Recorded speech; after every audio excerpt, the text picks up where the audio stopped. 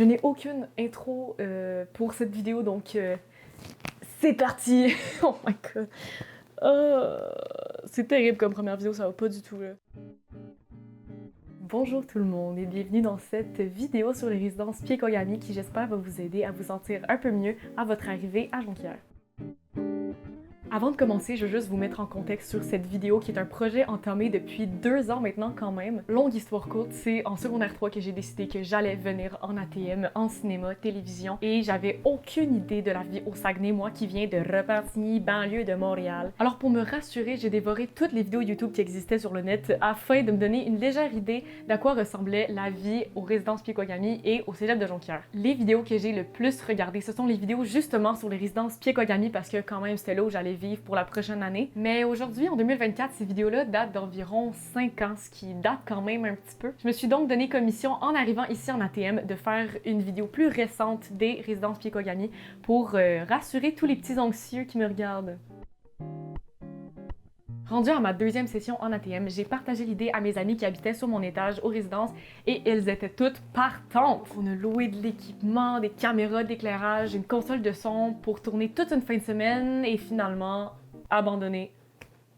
Je pense qu'on voyait les choses en grand pour cette vidéo-là, sauf qu'on n'avait pas nécessairement les compétences ni le temps de faire une vidéo qui comblait nos attentes. Donc j'ai fini par abandonner et jamais toucher à ce projet-là à nouveau. Mais même en 3e année, maintenant en ATM, même en étant finissante, je veux absolument et toujours mettre ce projet à terme. C'est pour ça que j'ai décidé de faire une nouvelle version dans ma chambre d'appartement et non de résidence. N'ayez pas de faux espoirs, c'est vraiment une chambre d'appartement.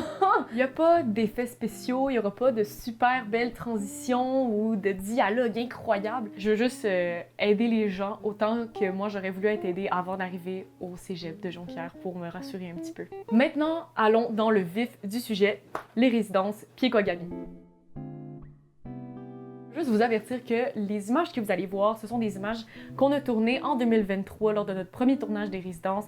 Donc la qualité, elle est pas géniale. Donc c'est sûr qu'il n'y aura pas des mouvements super stables ou une balance des blancs très bien faite. Donc soyez indulgents, mon but c'est juste d'illustrer mes propos et de vous faire comprendre un petit peu à quoi ça ressemble. Les résidences Piekogami, c'est une tour triangulaire composée de 13 étages, dont 12 pour les résidents, parce que le premier étage, c'est le rez-de-chaussée. Chacun des 12 étages peut accueillir jusqu'à 18 résidents. Le pavillon principal du cégep est à 5 minutes de marche environ de la résidence, ou 3 si tu marches vraiment vite. Personnellement, je sortais à 7h55 de la résidence pour aller à mes cours qui commençaient à 8h. Je conseille pas de faire ça, mais je pense qu'on finit tous par le faire parce que le sommeil... voilà!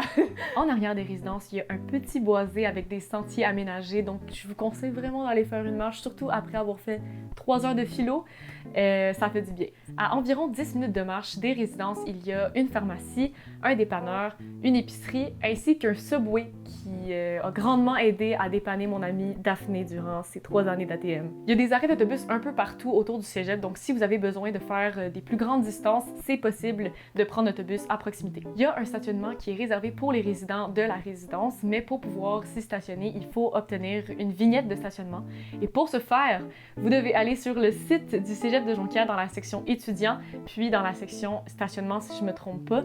Au rez-de-chaussée, il y a tout ou presque. C'est là où vous allez retrouver les boîtes postales pour tous les résidents, la salle commune, la salle de cinéma ainsi que la salle de lavage. C'est aussi là que vous pouvez retrouver un gardien qui se tient 24 heures sur 24, 7 jours sur 7. Mais c'est pas le même.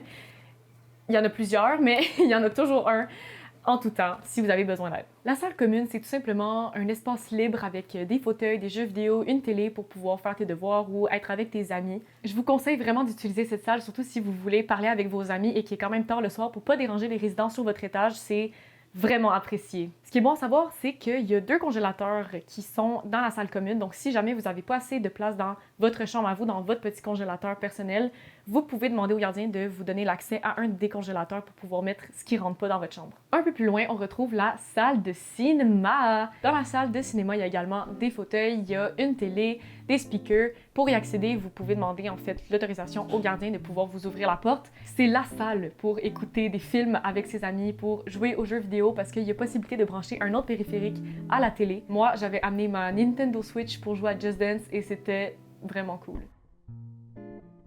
Et pour finir, il y a en diagonale la salle de lavage. Quand j'étais aux résidences, la salle de lavage était gratuite, donc on n'avait pas besoin de payer pour faire un lavage. Mais je sais que ça n'a pas toujours été le cas dans les dernières années, donc peut-être que quand vous allez y être, ça va être différent. Mais ça fait 2 ans que j'ai quitté les résidences et jusqu'aux dernières nouvelles, ça n'a pas changé. Donc voilà. Par contre, vous devez fournir votre savon à lessive ainsi que vos feuilles d'assouplissant si jamais vous en utilisez. Il n'y a pas de réservation, c'est premier arrivé, premier servi, donc c'est là où vous allez devoir, selon votre horaire, trouver les meilleurs moments pour aller faire votre lavage en évitant les achalandages.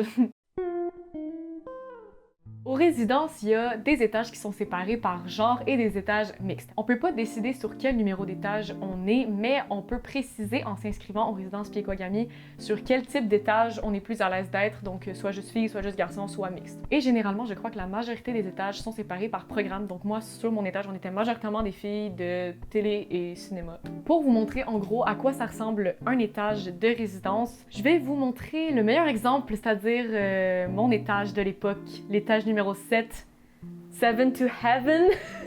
Je sais pas si c'est ça qu'on disait, on avait un slogan. En tout cas, je vous rappelle que l'édifice est en triangle, donc dans le fond, de chaque côté des triangles, on a les chambres qui longent les côtés.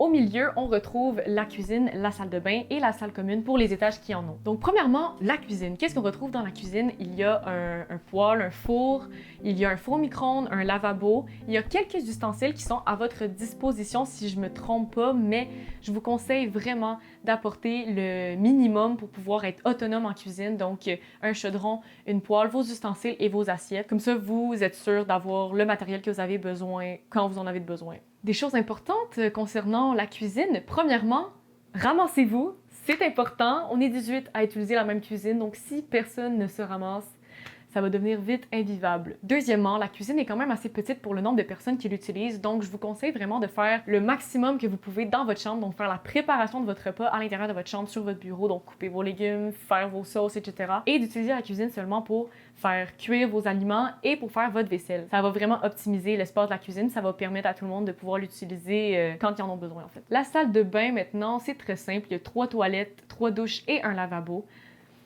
Pas mal tout ce que j'ai à dire sur la salle de bain.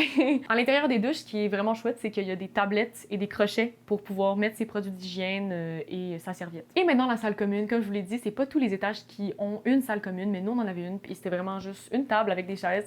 C'est une salle de rassemblement, en fait. Information bonne à savoir, il y a des racks à souliers dans les coins des triangles, en fait, où vous pouvez mettre vos bottes, surtout l'hiver. Je pense que c'est obligatoire de circuler le moins possible dans les corridors avec vos bottes pour pas qu'on fasse rentrer l'hiver à l'intérieur des résidences.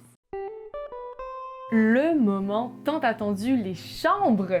Votre petit cocon dans lequel vous allez passer la prochaine année, du moins. Est-ce que toutes les chambres sont pareilles? La réponse est non. En fait, ce qui varie, c'est la disposition de vos meubles. Par exemple, dans ta chambre, ton lit est à droite, alors que dans la chambre voisine, le lit est à gauche. Ce sont des emplacements temporaires parce qu'il n'est pas interdit de déplacer les meubles dans votre chambre tant que tous les meubles restent à l'intérieur de votre chambre. Vous pouvez pas vous débarrasser d'un bureau ou d'une base de lit pour utiliser la vôtre.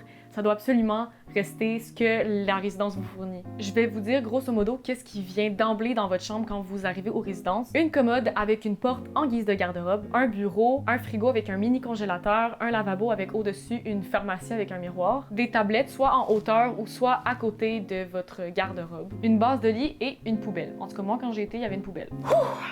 Ça fait beaucoup, hein?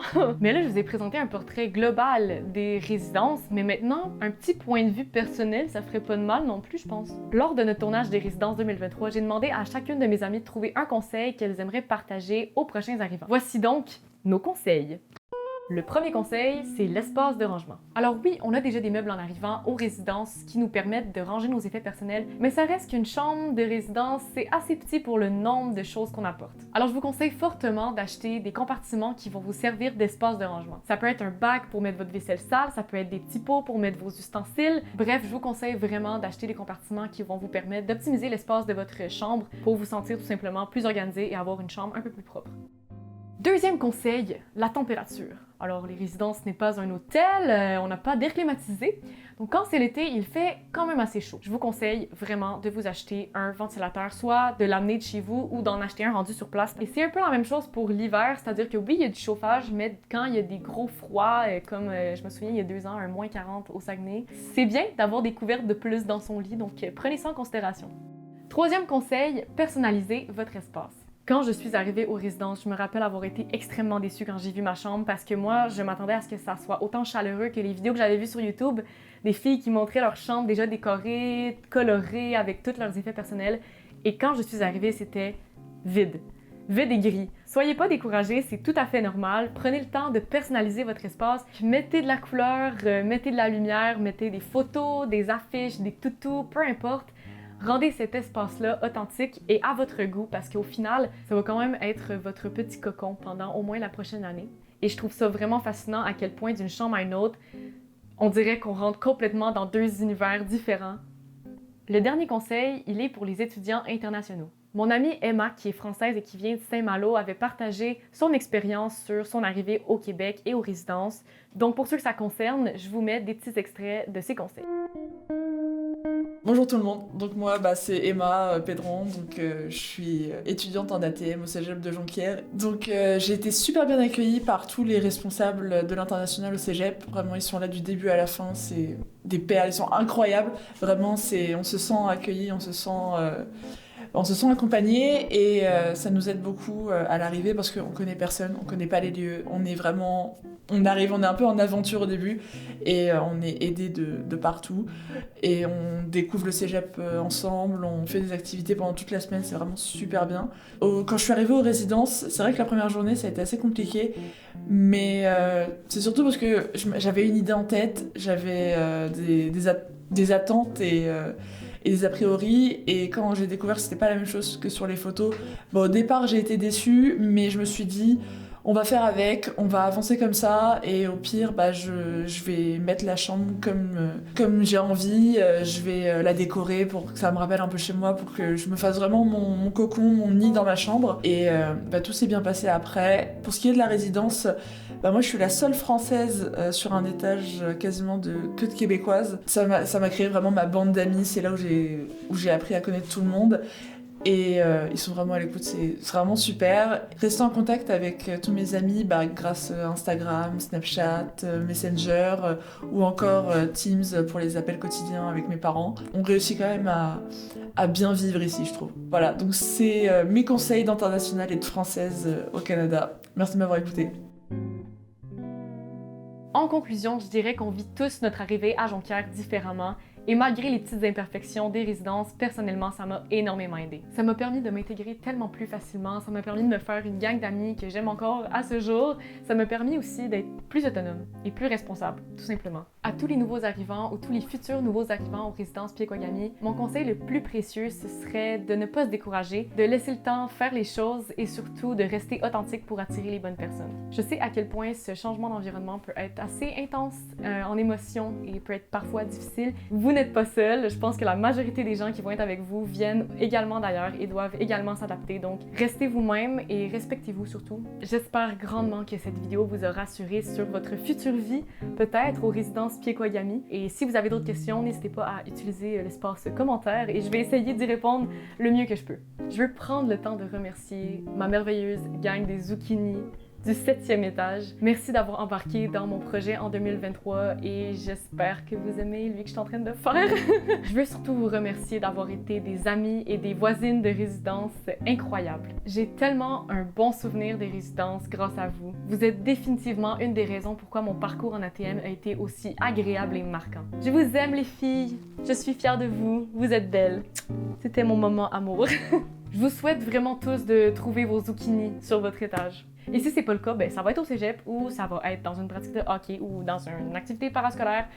Il y a plein de possibilités pour rencontrer des gens. Merci énormément d'avoir écouté cette vidéo jusqu'au bout et peut-être à une prochaine. Qui sait?